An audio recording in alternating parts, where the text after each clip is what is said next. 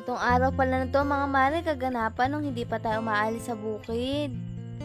Nag-request pala si mamang ginataang tilapia na may puso kaya naman niluto natin. Kaya mga mare, samahan nyo kami ngayong araw. At ayun nga, si tatay ay balang-abala sa pagpaparikit dahil nga magluluto tayo ng sinaing. Dito kasi masama palang pakaramdam ni mama. Kaya nung tinanong namin kung ano gusto niyang ulam, ay sabi niya ay ginatang tilapia kaya naman nagluto tayo. At syempre bago tayo magluto ng ulam ay naghugas naman ako ng bigas para makapagsaing muna tayo mga mare. Kaya for the hugas muna tayo ng bigas. Dito kahit papano ay kumakain-kain pa si mama. Si mama kasi yung tipo kapag nagkakasakit ayaw kumain kaya pinipilit pa namin. At ayan na nga, sinusukat ko yung tubig kung tama lang sa bigas. At eto nga si tatay, sinamahan ko, kukuha kami ng puso ng saging. At eto naman pamangking ko sa kay kapatid ko, abalang-abala sa pagliligo nila sa balon. At ayan nga si tatay, sinusungkit na yung puso ng saging. Nahirapan pa nga si tatay kasi ayaw talaga magpakuha kahit anong gawin ni tatay ng pagkuha. Naisip ko tuloy parang yung buhay natin parang pagkuha ni tatay ng saging. Lahat talaga ng bagay pinaghihirapan bago natin makuha yung mga gusto nating marating. Parang pangarap natin kailangan nating sungkitin. Mahirap man abutin tulad ng mga bituin pero kailangan nating sungkitin at tiisin. Pasasaan pa at mahuhulog din sa atin at eto na nga nahulog na yung saging. Kaso nga mga mare, hindi naman kasya sa ating tong lahat kaya naman kumuha pa si tatay ng iba. At dito hindi siya nahirapan mga mare at eto nga pagdating namin nakasalang pa rin yung kanin. Maiinin pa lang mga mare. Kaya habang nakasalang pa si tatay naman hinihiwa na yung puso. Parang ginawa ng ex mo sa'yo, Charis. Kayo rin ba mga mare nagagata kayo ng puso tapos sasamahan niya ng tilapia? O kaya naman ginata ang puso lang?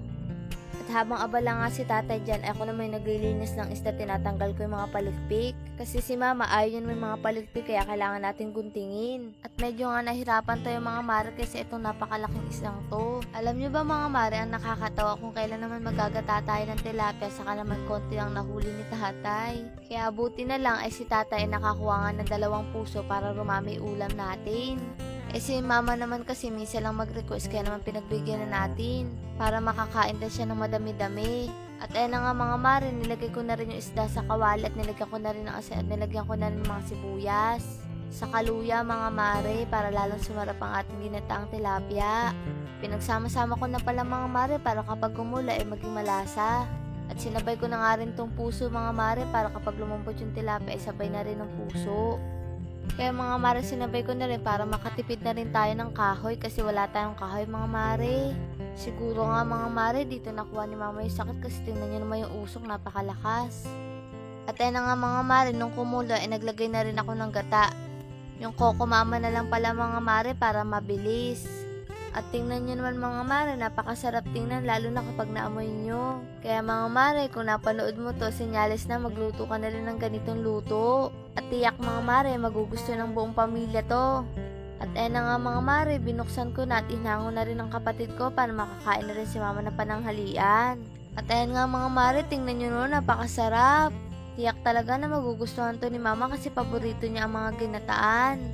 At ayun na nga mga mare, yung pamangkin ko, inihanda na rin yung kanin para makakain na nga tayo. At ayun na nga mga mare, pinagsasandukan na ng kapatid ko yung mga bata. Pero sabi ko nga, unahin na si mama para makakain na siya. At eto nga yung mga bata, kumakain na rin. Sa totoo lang mga mare, namimiss na namin yung ganito kahit ilang araw pa lang wala kami sa bukid. Kasi mas gusto pa namin yung ganitong pamumuhay, payak man pero wala nagkakasakit. Kasi bilang mahirap, napakahirap na nagkakasakit yung mga mahal natin sa buhay. Lagi nga natin sinasabi, di bale ng mahirap, basta wala magkakasakit sa pamilya natin, okay na.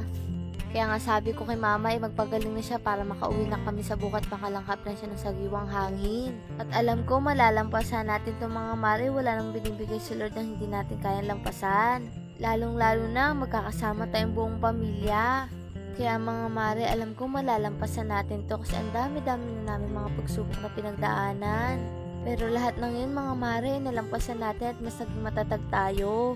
Ang pagsubok naman, hindi natin nararanasan para lang pahirapan tayo kundi para mas tumatag tayo.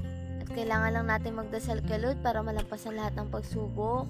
at bigyan tayo ng lakas para lumaban sa hamon ng buhay. At ayan nga mga mare, ng mga oras na yan, marami-rami din yung nakain ni mama.